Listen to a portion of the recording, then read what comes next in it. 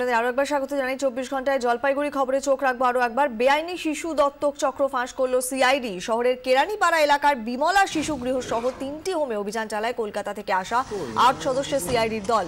হোমের চেয়ারপারসন চন্দনা চক্রবর্তীকে গ্রেফতার করা হয়েছে। তিনি আবার একটি সরকারি প্রাথমিক বিদ্যালয়ের প্রধান শিক্ষিকা। আরও একজনকেও আটক করা হয়েছে। কয়েকদিন আগে বেআইনি শিশু দত্তক চক্রের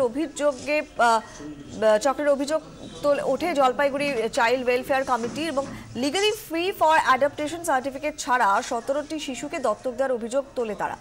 জেলা শাসকের কাছে এই অভিযোগ জমা পড়তেই প্রশাসন তদন্তে নামে। ওই হোম থেকে 15টি শিশুকে উদ্ধার করে উত্তরবঙ্গের বিভিন্ন হোমে ইতিমধ্যে স্থানান্তরিত করা হয়েছে।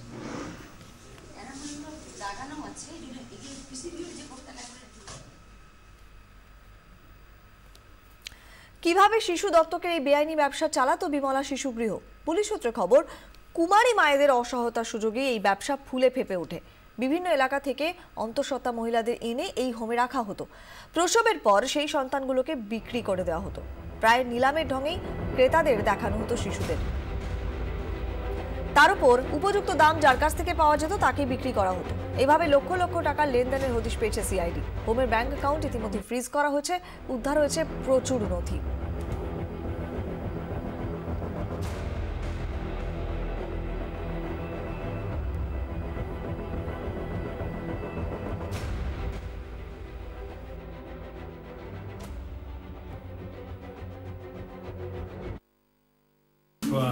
অত্যন্ত নির্দিষ্ট তথ্য প্রমাণ ছিল, তারই ভিত্তিতে এটা অ্যারেস্টটা হয়েছে।